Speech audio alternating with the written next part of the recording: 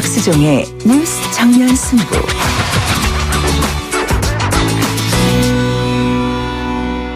긴급자담 박근혜 전 대통령 파면 의미와 19대 대선 전망 함께하고 계십니다. 용인대학교 교양학부의 정치학과 최창일 교수님 그리고 서정욱 변호사님 디지털 컨텐츠 전문가인 이규찬 기자 세 분과 함께하고 있습니다.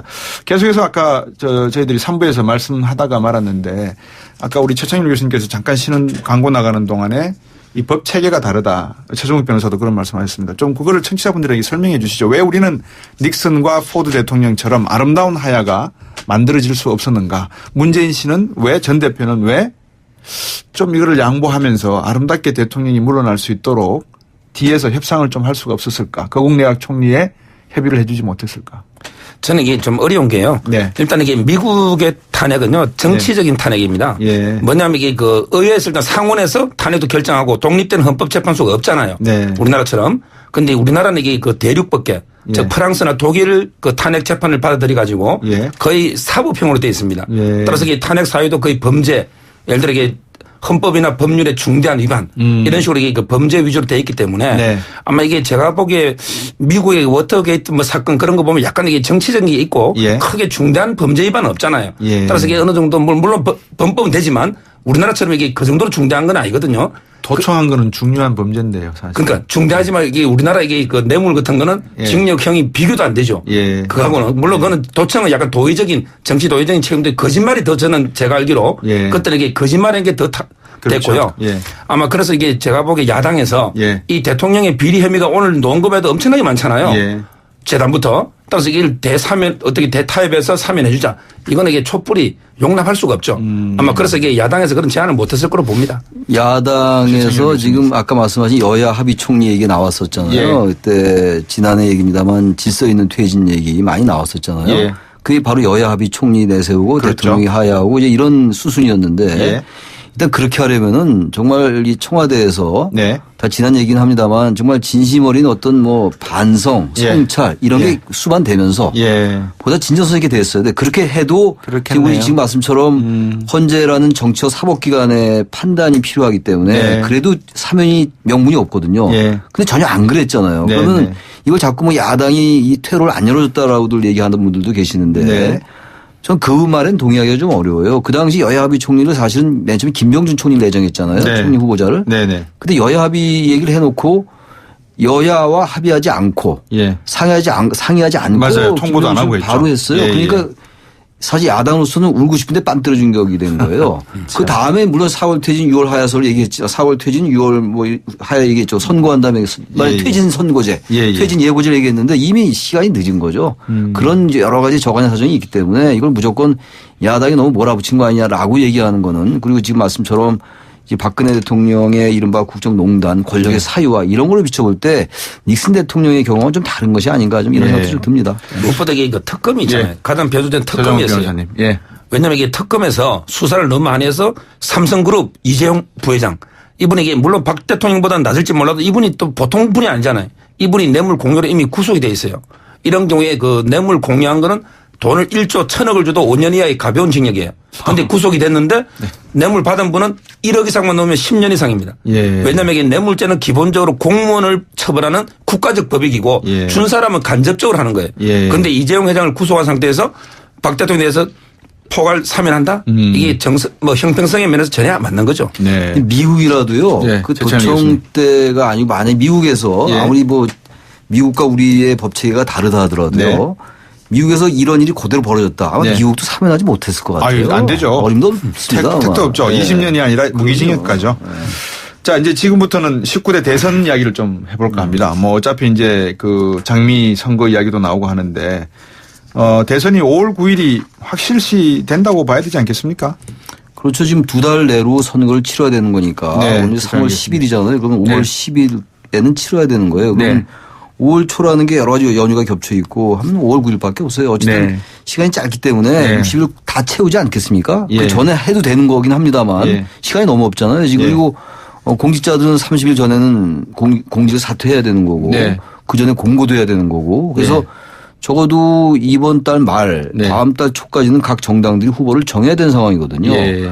그렇기 때문에 5월 9일이 거의 확실해질 것 같아요. 예. 시간이 너무너무 없는 겁니다. 지금 3월도 10일 지나면 벌써 중순이잖아요. 시간이 정말 없습니다. 이규찬 서정욱 변호사님 말씀하세요. 저는 오늘 인터넷 뉴스에 그 황교안 총리 있잖아요. 예. 대행이 뭔가 이게 꼼수를 부려가지고 본인이 이게 출마하기 위해서 5월 초 왜냐하면 이 5월 초에는 연휴가 많아요. 따라서 이게 투표율이 상당히 낮으면 젊은 애들이 놀러 갈 거 아닙니까? 따라서 이게 5월 초로 딱 날짜를 잡고 왜 날짜 잡는 거는 황교안 총리 잡는 거거든요. 따라서 이게 본인이 사퇴 후에 바로 출마한다. 이런 기사를 본 적이 있는데 저는 이게 그건 말이 안 되는 게 예를 들어 대통령이 탄핵되면 총리는 누가 봐도 이게 공동 책임자예요. 따라서 이게 저는 이번 대선에는 황교안 대행은 놓으서는 안 된다. 이규찬 기자. 저는 이번에 탄핵 정국이었었잖아요. 선거 때는 좀 달라질 수 있다고 보는 게요. 제가 예전에도 한번 그 촛불의 유효 기간에 대해서 한번 분석해서 들고 있었는데 그 당시에 과거에 노무현 대통령 탄핵 당시에 2004년 3월 12일이었어요. 그 직후 한 달 뒤인 선거에서는 분명 영향력이 굉장히 컸는데 그 이후의 선거가 4개월 뒤에 다시 열리는 선거에서는 영향력이 거의 없었거든요. 오히려 역으로 됐거든요. 그러니까 지금 이 2달 남았다는 그 시간이 과연 탄핵 정국 적폐청산이라는 키워드 계속 갈 것이냐 아니면 그다음에 뭔가 다른 키워드로 혹은 재건 혹은 타협 화합 혹은 다른 어떤 키워드가 등장한다면 그 영향력이 전혀 바뀔 수도 있거든요. 지금 아마 여러 대선 주자들이 이 부분에서 많은 고민을 하고 있을 것 같습니다. 저희들이 광고 나가는 동안에 제가 한마디 했으니까 우리 이규찬 기자가 웃으셨는데 예를 들면 걱정이 되는 게 호랑이 피하려다가 사자 만날 수도 있고요. 그죠? 꽃뱀 피했는데 독사가 나타날 수도 있거든요. 그게 이제 왜냐하면 60일이라고 하는 시간이 너무 짧기 때문에 우리 국민들이 정말 잘 하셔야 될 것 같은데 문재인 대세론 이게 결국은 뭐 일강 독주 체제에 지금 현재 뭐 유일한 거 아니겠습니까? 근데 대세론이 완전하게 정착이 되려면 40% 좀 넘어야 돼요, 지지율이. 근데 전체적인 지지율이 안 넘고 있거든요. 게다가 지금 아까 우리 이규찬 기자께서 잘 말씀하신 것처럼 지금 이제 탄핵이 되고 난 다음에 국면이 바뀔 가능성도 좀 있다고 봐요. 근데 문제는 이 적폐청산이라는 부분과 이른바 협치연대가 완전히 대척점에 있는 건 아니라고 저는 생각하는 거거든요. 이게 좀 보완 관계라고 봐요. 이걸 이제 많은 분석하는 분들이 이걸 좀 대척점에 놓고 좀 대체제로 보는 것 같아요. 그렇네요. 적폐청산을 주장하면 뭐 협치는 안 한다. 이건 아니잖아요. 그건 다른 적폐는 당연히 청산해야 되는 것이고. 그리고 지금 이 국정농단 이런 것들이 다 적폐라고 아까 말씀을 나눴잖아요. 이건 이것대로 개혁해 나가지만 문재인 전 대표가 됐건 다른 주자가 됐건 누가 됐건 집권을 하더라도 일단 여소야대는 불가피한 거 아니겠어요? 그렇다면 일단 연정이라는 개념은 분명히 이거는 필요한 개념입니다. 연대라는 개념도. 그래서 연대와 협치, 적폐청산이 같이 가야 되는 거죠. 근데 일단 지금 프레임은 문재인 전 대표는 협치는 좀 소극적이다. 적폐청산 쪽이다. 그리고 이른바 비문연대를 하려는 사람들은 이 개혁과 협치와 연대를 이거 개헌연대다. 뭐 이런 이제 프레임은 분명히 형성되어 있는 것 같아요.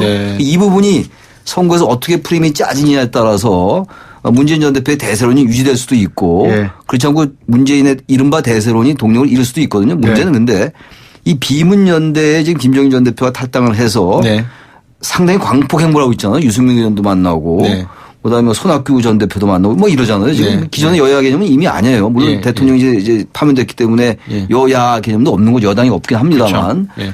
이런 광폭 행보를 통해서 자신이 뭔가 출마하거나 어쨌든 개헌이 됐건 뭐 다른 연대가 됐건 해서 나와서 비문연대 형성한다. 이른바 이제 제3지대론이에요. 반기문 전 총장이 사퇴하면서 그 제3지대론이 좀 소멸한 것 같았는데 그걸 살 수 있는데 문제 지금 안철수 전 대표의 경우는 국민의당은 끝까지 사수하겠다는 거예요. 그쪽이 제3지대라고 얘기하고 있고 과연 이게 그 비문지대로 일컬어지는 그 주자 군들 중에서 한 사람으로 단일화가 가능하겠느냐. 그건 상당히 회의적일 수가 있어요. 그래서 이게 협치가 국민들 아까 이규찬 기자 말씀처럼 그 화두로 떠오르면은 비문연대가 의외로 동력을 받을 수가 있고 그럼에도 불구하고 거기서 단일 후보를 내지 못한다면은 문재인의 대세론은 더 공고가 될 수 있다 이렇게 보여집니다. 저는 이게 그 문재인 대세론에 동의할 수 없는데요. 첫째는 이제 그 문재인 후보는요. 콘크리트 지지층도 있지만 콘크리트 반대층도 많습니다. 이 말은 이게 박근혜 대통령과 상당히 유사해요. 왜냐하면 이게 30% 정도 콘크리트 있지만 정말 이게 아주 비판하는 반대하는 층도 이게 한 30% 이상 있거든요. 지금 애청자분들이 글을 막 올릴 건데 각오하고. 저는 이게 그거는 뭐 팩트니까요. 그래 보고요. 그다음 두 번째는 오늘 이게 행보에 대해서 쓴소리 한마디 하면요. 오늘 이게 어디 갔습니까? 팽목한 가셨죠. 그렇죠. 저는 이게 그 문재인 아마 그 의원이 이때까지 3년간 정말 이게 세월을 많이 챙겼잖아요. 그럼 이게 오늘 같은 날은 오히려 저는 반대편에 있는 분들을 좀 포용하기 위해서 뭔가 이게 그런 상처를 치유해주는 이런 좀 행보를 하는 게 맞지. 오늘까지 이게 팽목한 가는 계속 편가르기 하자. 이거밖에 더 됩니까? 저는 뭐 꼭 우리 서 변호사 말씀에 그렇게 반대하고 싶은 마음은 없어요. 일리가 있는 말씀 같아요. 근데 오늘 여전히 지금 반대편에 있는 분들이 승복하겠다 이런 태도는 잘 보이지 않았잖아요. 그런 상황 속에서 가서 포용하기 좀 어렵다고. 아마 저는 문재인 전 대표가 그런 행보 하려고 봅니다. 왜냐하면 자신이 대통령에 당선되기 위해서는 그렇게 포용하고 협치하고 연대하는 모습 보이지 않거든요. 그 지지를 유지하기가 어려울 거예요. 그래서 저는 문재인 전 대표가 그런 행보를 하려고 보고 오늘 팽목한 광고 저는 어쨌든 세월호 그 아픔이 아직도 있잖아요. 인양도 안 됐고. 그 유력 주자가 그 위로하러 간 거 저는 하나도 나무랄 거 없다고 생각합니다. 이규찬 기자. 저는 이제 서변환 시장님 말씀에 살짝 보태면 제가 그 청산이라는 단어로 키워드를 분석을 해보면요. 거기에 연관 단어 중에 하나가 패권이 많이 나옵니다. 그러니까 권위주의와 패권주의 그리고 이게 패권이나 아니면 사유화된 권력에 대해서 청산을 해야 된다라는 생각이 있는 거잖아요. 문제는 지금 상황에서 그러면 선거를 통해서 심판하거나 청산하려고 딱 보니까 이미 그 당이 없어졌어요. 쪼그라들어서 굉장히 작은 당이 됐고 이미 박근혜 대통령이 이미 탄핵이 됐고 그럼 누구가 그다음에 가장 세 보이고 패권세로 보이느냐가 어쩌면 그런데 문재인 후보가 혹은 거기에서 그런 대상으로 보인다는 게 어쩌면 가장 위험한 요소가 될 수도 있다라고 봅니다. 지금 대선 구도는 그러면 우리 최찬일 교수님께서는 가정하기를 양자구도로 보시는 겁니까? 다자구도 될 수 있다고? 저는 다자구도 가능성이 높을 것 같아요. 왜냐하면 지금 자유한국당의 친박 핵심하고 친박 핵심이 아닌 사람들하고 저는 분화될 가능성이 높다고 봅니다. 자유한국당도. 저 상태로 가기가 어려워요. 이런 상황 속에서. 그렇다면 분화가 되지만 대선에서 정당이 후보를 못 낸다면 이미 정당이 아닙니다. 그래서 어떤 형태든 후보를 낼 거예요 아마. 지금 홍준표 지사가 지금 뭐 상당히 지금 이걸 가지고 있잖아요. 그래서 상당히 노이즈 마케팅도 하고 수위 높은 발언도 하고 막 이러던데 그쪽에서 한 명 나오고 문재인 대표는 거의 뭐 상수라 본다면 비문연대에서 한 명이나 두 명 나올 것 같아요. 그리고 지금 말에 의하면 심상정 정의당 대표도 끝까지 완주하겠다는 거 아닙니까? 어떻게 될지 모르겠으나 그래서 이번에는 양자구도가 돼가지고 과거처럼 보수 대 진보가 진영 논리로 나눠가지고 싸우는 구도는 안 될 것 같아요. 적어도 다자구도가 될 가능성이 높아 보입니다. 서정욱 변호사님. 저는 일자구도가 될 것 같아요. 일자구도. 일자구도요? 그게 무슨 말이냐면 이게 그 옛날에 2007년도 보면요. 결국 그 박근혜 지금 대통령이죠. 그분하고 이게 이명박 대통령. 그다음에 이명박 전 대통령. 이 당내 경선이 이게 바로 본선 아니었습니까? 그게 정동영 후보 넣었는데 이걸 양자구도로 할 수 있습니까? 게임이 안 되잖아요. 양자구도랑은 이게 엇비슷해야 되잖아요. 게임이. 저는 이게 아무리 봐도 이번은 뭔가 이게 그 정권이 이제 10년 보수 정권에 좀 이게 약간 그런 것도 있고 따라서 이게 그 안희정 지사하고요. 그다음에 그 문재인 후보의 당내 경선. 이게 거의 본선에 현실적으로 보면 이게 거의 본선이 아닌가 이런 추측을 해봅니다. 제가 그걸 지지하는 건 아니지만 근데 여기서 제가 아까 문재인 후보 쏜소리에서 한마디만 더 하면요. 저는 이게 문재인 후보는 이게 노무현 대통령의 그냥 생물학적 친구죠. 정치 이념으로 저는 안희정 지사가 우리 정치적 아들로 봅니다. 왜냐하면 이게 노무현 대통령의 가장 큰 게 대연정 제안 이런 거 포용 아니었습니까? 그런데 안희정 지사가 그걸 이어받고 있거든요. 따라서 이게 저는 상당히 안희정 지사의 어떤 행보에 좀 관심을 가져봅니다. 최창희 교수님. 일단 저도 기본적으로 협치나 연대는 필요하다고 봅니다. 중요한 거는 그 적폐청산과 협치가 자꾸 또 강조합니다만 자꾸 이 대체제로 하면 안 된다라는 것이고 안희정 지사와 문재인 전 대표는 어쨌든 단일화될 수밖에 없어요. 같은 당이기 때문에. 그렇죠. 그쪽에서 후보가 한 명 나오는 거예요. 이재명 시장 포함해서. 나오고 이제 역시 변수는 비문연대입니다. 비문연대, 비패권연대라는 게 이게 과연 파급력을 가질 것이냐. 그래서 의미 있는 정치 세력으로 문재인 전 대표가 됐건 뭐 이재명 시장이 됐건 성남 그 안희정 지사가 됐건 민주당 세력에 대항할 수 있는 세력이 될 것이냐가 가장 큰 변수인 것 같아요. 이번 선거에서. 근데 이 부분을 지금 상당히 그 개헌연대 그리고 어쨌든 탄핵만 중요한 게 아니지 않냐. 지금 이규찬 기자 말씀처럼 이 향후 우리가 어떻게 이걸 바꿔나가야 되느냐. 그렇다면 상대를 포용하고 이렇게 돼야 되지 않느냐 한다면 이쪽이 상당히 힘을 받을 수가 있죠. 근데 지금 문재인 전 대표도 개헌을 하겠다는 거예요. 내년 지방선거 때 하겠다. 근데 이쪽 비문연대는 그거는 개헌을 안 하겠다는 거나 마찬가지다. 권력을 잡고서 누가 개헌을 하겠냐 이런 얘기이기 때문에 이게 어떤 구도가 잡히냐에 따라서 문재인 대선이 탄력을 받을 수가 있고 그렇지 않고 비문연대가 의외로 동력을 얻을 수도 있고 그 두 가지는 조금 지켜봐야 될 것 같다는 거죠. 이규찬 기자. 네, 사실 그 이번에 개헌 이슈가 과연 사람들의 관심 속에 자리 잡을 수 있을까 관건인 것 같고요. 또 하나는 이번에 키워드를 보니까 탄핵과 연관 인물 순위가 박근혜 대통령을 제외하면 황교안, 문재인, 이재명 순이었어요. 그러면 이 세 명을 제외한 나머지 후보들 같은 경우는 탄핵이라는 키워드는 멀리 떨어져 있거든요. 그럼 이렇게 일부러 안철수 후보는 탄핵과 일부 거리를 두고 있었잖아요. 그럼 이렇게 거리를 두고 있었던 사람들이 주목을 받을 수 있는 어떤 그럴 만한 판이 짜여지느냐가 예. 저는 그 중요한 키워드가 될 것 같습니다. 예. 이제 한 2분 정도 남은 것 같습니다. 이제 그래서 참 대통령 파면이라는 전례 없는 상황이 벌어졌는데요. 한번 정리를 해 주시죠. 우리 서정욱 변호사님 또 최창렬 교수님 우리 이규찬 기자 키워드를 중심으로 해서 정치권 국민들에게 드리고 싶은 말씀 있으시면 정리해 주시죠. 저는 마지막으로 이번 그 탄핵 판결을요. 네. 우리 그 5천 역사에 저는 가장 큰 사건이다. 네. 이렇게 봅니다. 왜냐하면 이게 이제까지는 전부 이게 총칼로 피를 흘리거나 네. 아니면 이게 투표로서 최고지도를 바꿨어요. 그런데 예. 이번처럼 재판을 통해서 판결로 최고지도를 바꾼 예는 처음이죠. 없습니다. 네. 저는 이게 엄청난 사건이고요. 이게 이번 탄핵을 저는 반드시 전화위복으로 삼아야 된다.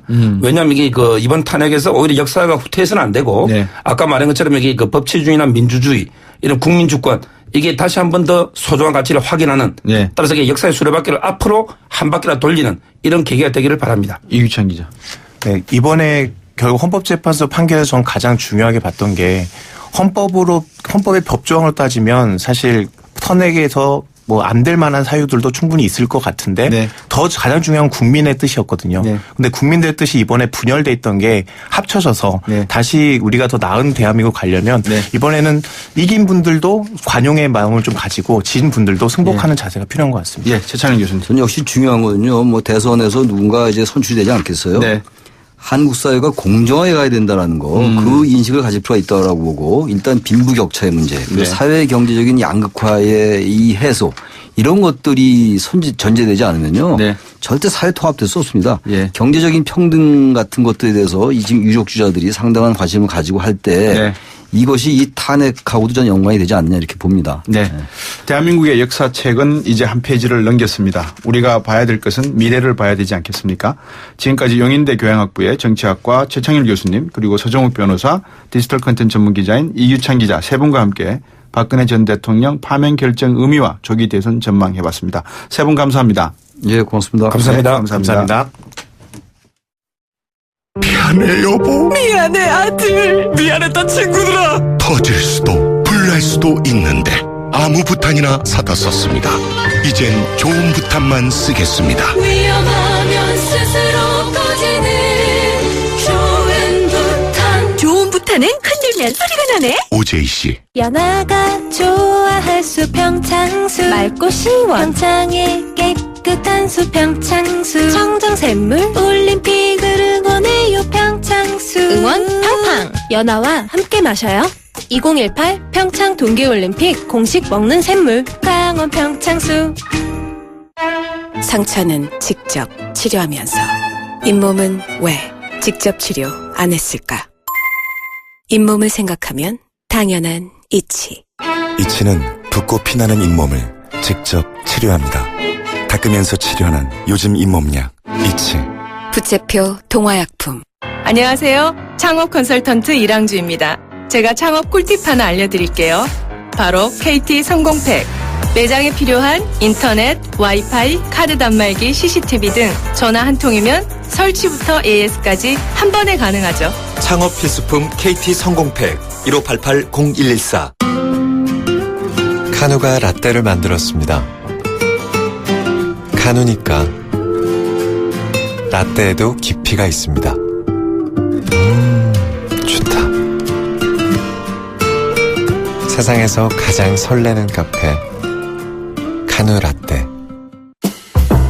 안녕하세요, 조정석입니다. 오늘 아침 거울을 보는데 이런 생각이 들더라고요. 어제도 괜찮았는데 오늘은 더 괜찮은데. 아이오페맨 트리플 리프트 세럼으로 남자 피부를 더 탄탄하게. 좋은데? 이러다 난리 나는 거 아니야? YTN 뉴스 FM 뉴스 정면 승부 오늘 준비한 내용 여기까지입니다. 나의 환상 속에서 난 올바른 세상을 보입니다. 그곳에선 누구나 평화롭고 정직하게 살아갑니다. 나의 영혼이 늘 자유롭기를 꿈꿉니다. 저기 떠다니는 구름처럼 말이죠.